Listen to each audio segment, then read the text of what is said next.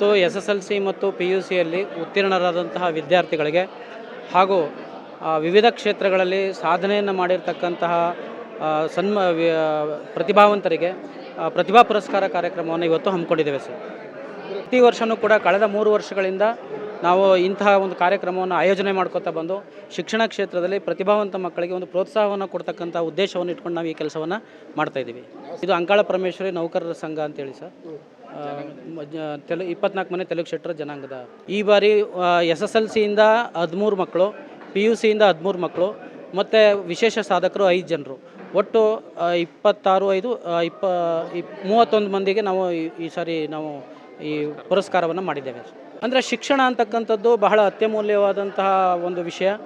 ಇದು ಎಲ್ಲರಲ್ಲಿಯೂ ಬರಬೇಕು. ಯಾಕೆ ಅಂತ ಹೇಳಿದ್ರೆ ಮುಂದುವರೆದಂತಹ ಜನಾಂಗಗಳಲ್ಲಿ ಶಿಕ್ಷಣದಿಂದಲೇ ಮುಂದುವರೆದಿದ್ದಾರೆ ಅಂತಕ್ಕಂಥದ್ದು ಒಂದನ್ನು ನಾವು ಮನದಟ್ಟು ಮಾಡ್ಕೊಳ್ಬೇಕು. ನಾವು ಯಾಕೆ ಹಿಂದುಳಿದೀವಿ ಅಂತ ಹೇಳಿದ್ರೆ ಇವತ್ತು ಶಿಕ್ಷಣ ವ್ಯವಸ್ಥೆಯಲ್ಲಿ ನಾವು ಹಿಂದಿರ್ತಕ್ಕಂಥದ್ದೇ ನಮ್ಮ ಸಮಾಜದ ಹಿಂದುಳಿಯುವಿಕೆಗೆ ಕಾರಣ. ಹಾಗಾಗಿ ಶಿಕ್ಷಣ ಕ್ಷೇತ್ರದಲ್ಲಿ ಮುಂದೆ ಬಂದರೆ ಇಡೀ ಸಮಾಜವೇ ಮುಂದೆ ಬರ್ತಕ್ಕಂಥ ಸಂದೇಶವನ್ನು ನಾವು ಕೊಡಲಿಕ್ಕಾಗಿ ನಾವು ಈ ಕೆಲಸವನ್ನು ಮಾಡ್ತಾಯಿದ್ದೀವಿ. ಇದು ಒಂದು ಸಣ್ಣ ಸಮುದಾಯ ಸರ್, ಮತ್ತು ಇದು ಅತ್ಯಂತ ನಿರ್ಲಕ್ಷ್ಯಕ್ಕೆ ಒಳಗಾಗಿರ್ತಕ್ಕಂಥ ಸಮುದಾಯ. ಮತ್ತು ನಾವು ನೌಕರ ವರ್ಗದವರು ಏನಪ್ಪ ಅಂತ ಹೇಳಿದ್ರೆ ಬೇರೆ ಬೇರೆ ಕ್ಷೇತ್ರಗಳಲ್ಲಿ ಬೇರೆ ಬೇರೆ ಊರುಗಳಲ್ಲಿ ದುಡಿತಾ ಇದ್ದೀವಿ. ನಾವು ಏಕಕಾಲದಲ್ಲಿ ಬಂದು ಇಲ್ಲಿ ಒಂದು ಸಂಘಟನೆಯನ್ನು ಮಾಡಿ ಕಾರ್ಯಕ್ರಮವನ್ನು ನಿಭಾಯಿಸಬೇಕಾದ್ರೆ ತೊಂದರೆ ಆಗ್ತಾಯಿದೆ ಮತ್ತು ಹೆಚ್ಚಿನ ಸಮಯಾವಕಾಶದ ಅವಶ್ಯಕತೆ ಇದೆ. ಮುಂದಿನ ದಿನಗಳಲ್ಲಿ ನಾವು ರಾಜಕಾರಣಿಗಳನ್ನು ಕರೆದು ಅವರನ್ನು ಕೂಡ ಸಹಕಾರವನ್ನು ಬಯಸಿ ನಾವು ಮುಂದಿನ ದಿನಗಳಲ್ಲಿ ಈ ಕಾರ್ಯಕ್ರಮವನ್ನು ಮಾಡ್ತೇವೆ.